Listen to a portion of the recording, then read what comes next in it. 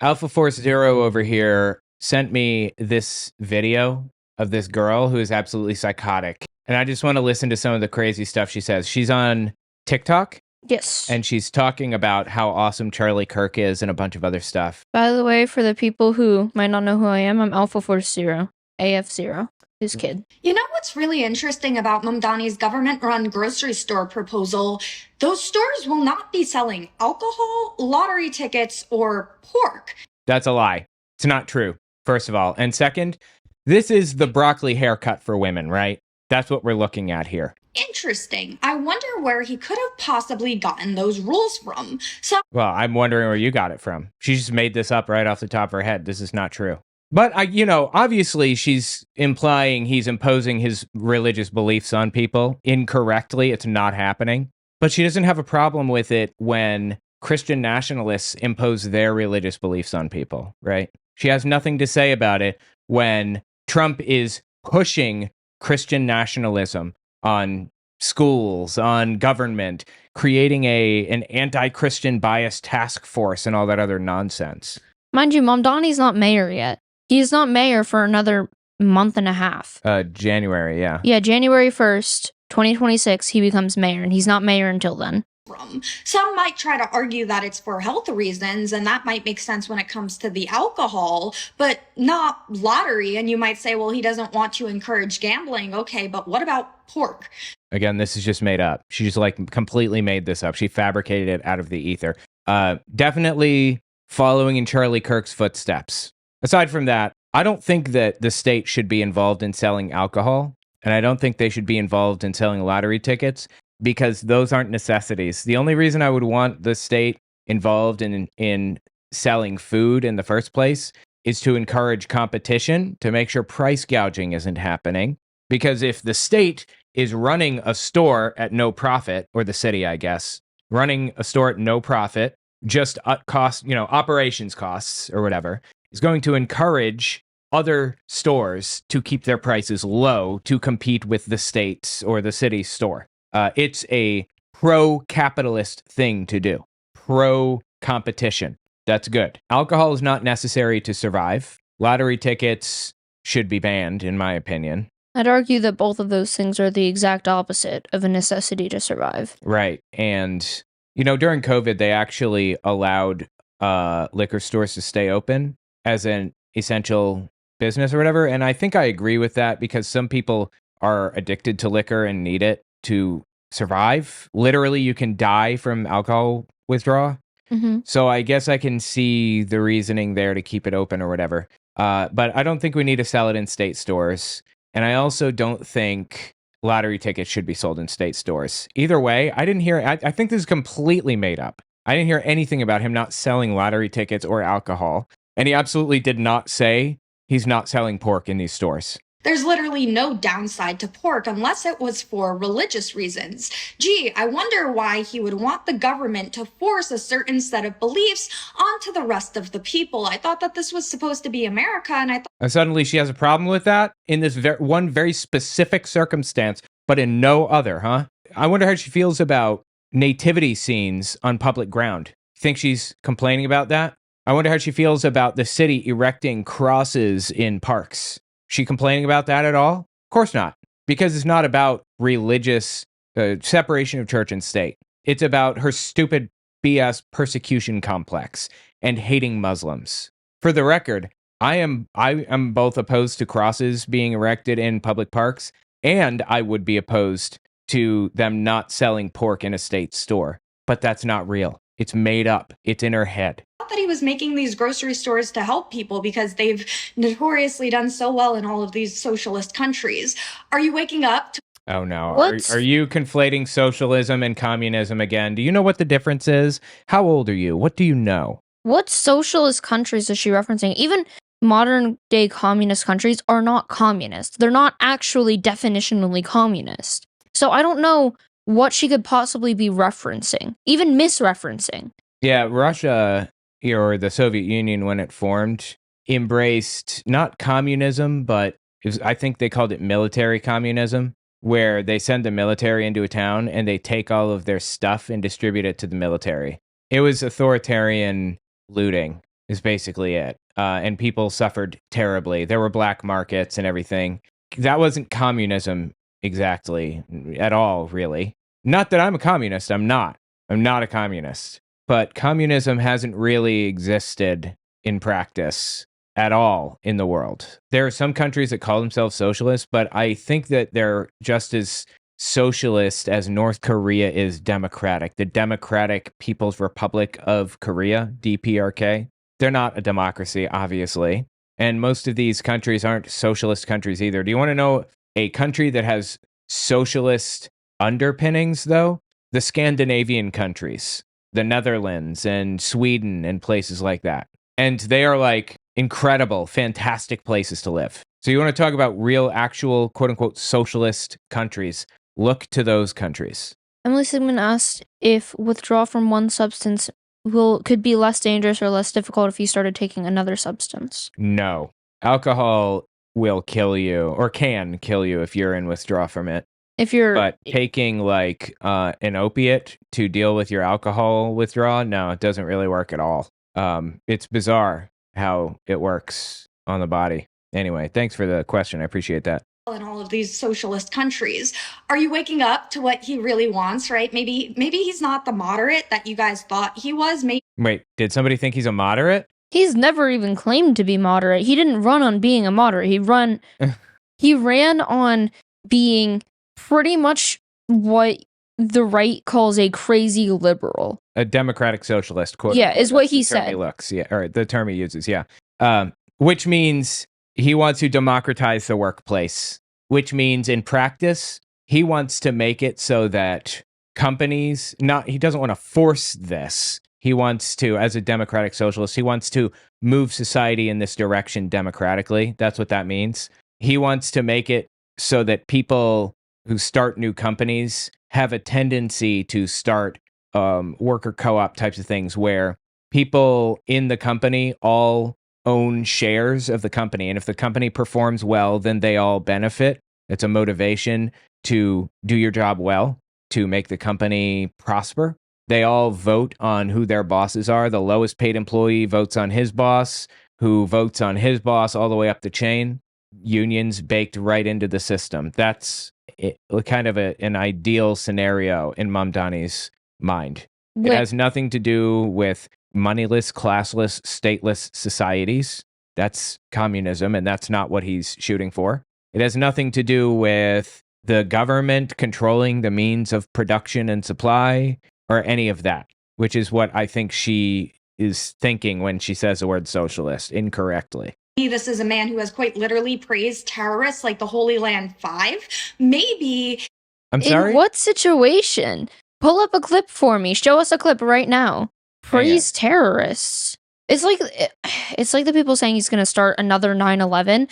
How? What could he possibly be doing? Also, yeah, he needs to be mayor of New York City to cause another 9/11. Mm-hmm. His goal here is to become mayor so that he can destroy the city he's currently mayor of. Just complete nonsense. Let me see if I can find info on it. The Holy Land 5 refers to 5 Palestinian American leaders of the Holy Land Foundation for Relief and Development, HLF. I've never heard of this organization, but apparently it's just like a group. Holy Land Foundation was the largest Muslim charity in the U.S. until December 2001, when it was designated a terrorist organization and shut down. In 2008, the 5 men were convicted. Wait, I think I know who this is. They were designated a terrorist organization. In 2008, the 5 men were convicted of charges related to providing material support to Hamas, with sentences ranging from 15 to 65 years in prison. Wow. The case is controversial because the trial was criticized by NGOs, including Human Rights Watch, with civil rights attorney Emily Ratner noting the use of anonymous and hearsay evidence as constitutionally questionable. The defendants were never accused of directly funding terrorist organizations or terrorist attacks, nor were the Palestinian charities they funded. Much of the evidence was secret evidence which the defense couldn't read. Holy Christ, that's insane. These people should not be in prison. Yes, Zoran Mamdani, a New York State Assemblyman and New York City mayor, soon to be, did praise the Holy Land Five in a 2017 rap song called Salam, saying, "My love to the Holy Land Five. You better look them up." That's insane, dude. I had no idea There was no evidence presented against these people, and they're in prison for the rest of their lives. That is nuts. That is disturbing. So, okay, yeah, I guess so. Really praise terrorists like the Holy Land Five. Maybe he's doing things behind the scenes in order to subvert the culture.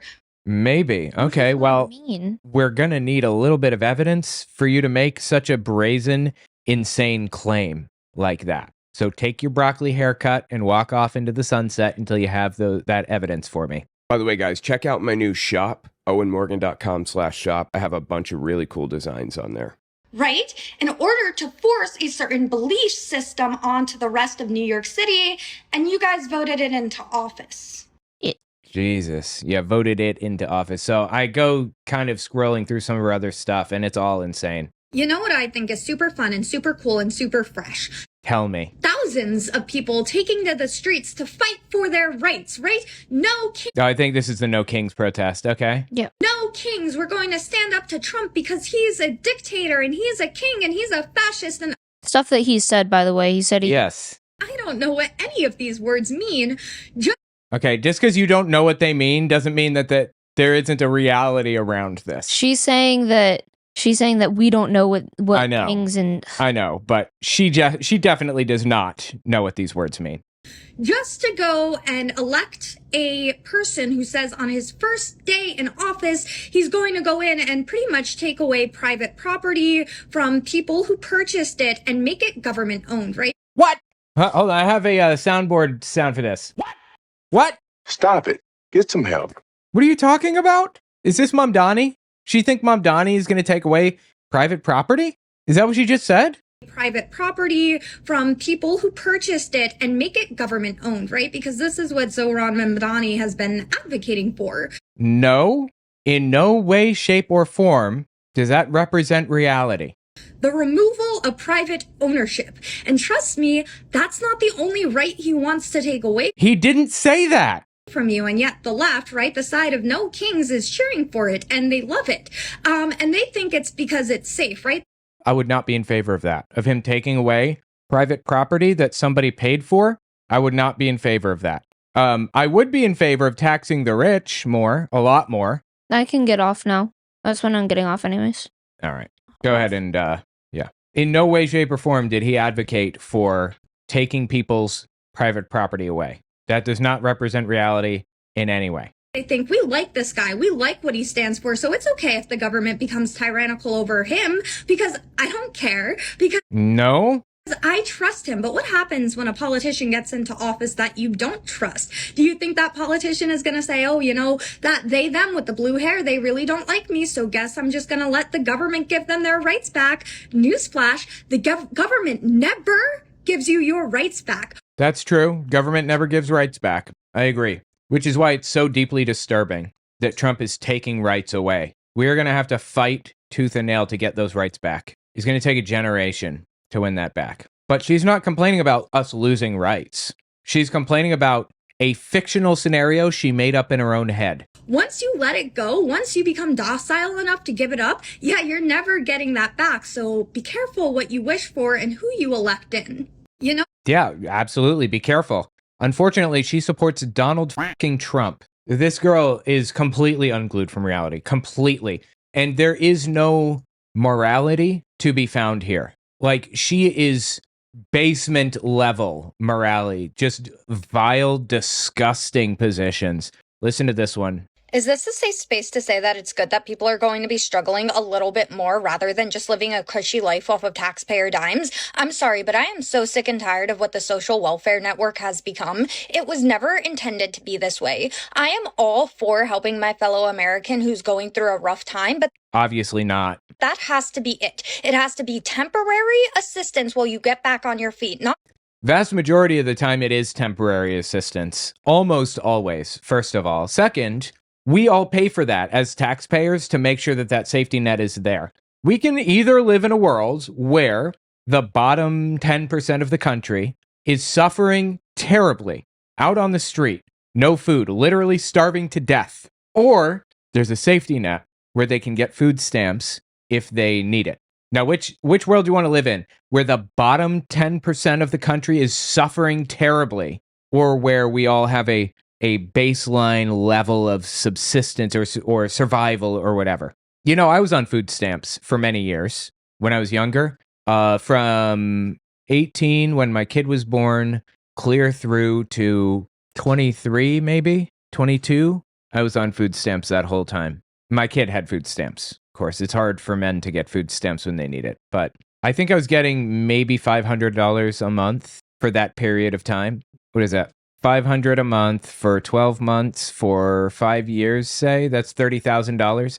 I've paid far more in taxes than that in the past 15 years since I had food stamps, or 10 years. Far more. So yeah, I was getting food stamps, but now I'm paying back into the system so other people can get food stamps if they need it. I'm a contributing tax-paying member of society, and that's usually the story of most people. That's usually how it goes. The thing that blows me away, that knocks my socks off, if you will, is that this girl is hyper-focused on food stamps, making sure that the bottom 10% of the country can not starve to death, but she hasn't said a fucking word about the $1 trillion defense budget or the literal billions of dollars in tax breaks.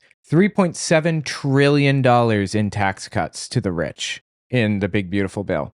3.7 trillion. That is an amount of money that is impossible to comprehend. It is so much. And you're complaining about the poorest people in the country having enough money to eat. What broke in your head that makes you think it's okay to attack people like this? Stop looking down. Look up. Look up, dumbass. They are the problem, not them. Them. But, you know, this really reveals what kind of person she is, doesn't it? It really shows us the priorities that she has. It shows us how willing she is, or how low she's willing to go to attack, demean, and humiliate people in the hardest moments of their lives, instead of taxing the rich more. Or hell, say nothing at all. That was an option she chose not to take. This girl is a disgusting human being. Sign up for my Patreon. I'd really appreciate that very much. It would mean so much to me. This is like a really precarious moment in history, in US history, and for me personally, so it would mean a lot if you sign up for my Patreon.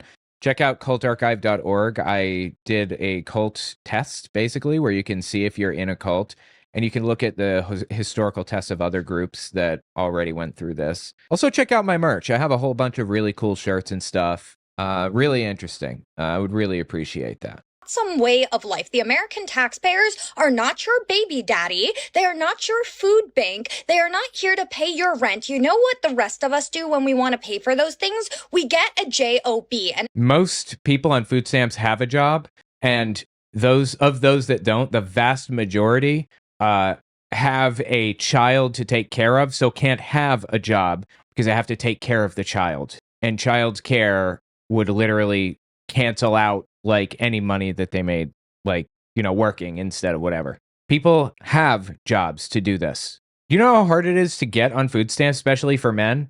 It's an uphill battle, bro, really. Nearly impossible. Again, you're punching down when you should be looking up at who is richer and what kind of tax breaks they're getting. Why the fuck are we just paying Elon Musk money? Just the government shelling out billions of dollars to his companies. Why? Why is that happening? Why is the government giving him tax breaks out the wazoo? And why aren't you bitching about that instead of this? it's about damn time that some of you start following suit, because I have had it up to here. The amount of people who are on the system merely because they don't feel like working is absolutely ludicrous. Oh, really? What's the number? Can you tell me the number? She's not listening. Of course you can't tell me the number. I guess this number depends on whether you're talking about able-bodied adults or adults with children. Having a child is an excuse to not have a job in my mind, because you can't, like, literally childcare is like $1,500 a month. And if you work at McDonald's full time, that's what you're making, $1,500 a month, basically. So that's totally reasonable in my mind. I'm just trying to find answers here. All right, able-bodied adults without dependents. Approximately 12% of SNAP households heads in 2019. Looking at earlier data, it was around 8 to 9% of all SNAP participants, able-bodied adults without dependents. So there you go. That's roughly the percentage of people who don't have jobs, but potentially could have jobs. Like I said, I don't think I care. You know, my grandmother, well, it's actually my kid's grandmother, my kid's great-grandmother. It's her mom's mom, her mom's grandmother. She was a good person. Deep in her heart, she was a good person. I've never met a person as good inside as she was, Sue. And she died a couple years ago, and it was hard. She kept a Bible. She was a religious person, very, very Christian. She kept a Bible, and in her Bible, she had this. It's just like a little bracelet type of thing, just string. But I got her Bible, and I keep the string with me. She would never let a kid go hungry, even if she knew that that kid was out of bed to take advantage, because they didn't want to go to bed right now. And they were looking for an excuse. Oh, I'm so hungry. Oh, I just want some water, because they didn't just want to lay down and go to sleep. She knew that that was a possibility, that that's what that kid was doing. But she couldn't bear the thought of a child going hungry. She could not bear the thought. So no matter how late it was, no matter what was going on, she would stop, make the kid some food, and send him back to bed. Because at the end of the day, to her, it meant more to make sure that people weren't hungry than to worry about them taking advantage of the system. It didn't matter if they were taking advantage, as long as there weren't hungry people. And I feel like we can learn a lesson from Sue. How many people are taking advantage of food stamps who don't really need it? Some. I know a couple. They're Republicans. Not zero. But in your effort to kick people off of food stamps, to quote unquote stop fraud, how many people are going to suffer terribly as a result who actually needed it?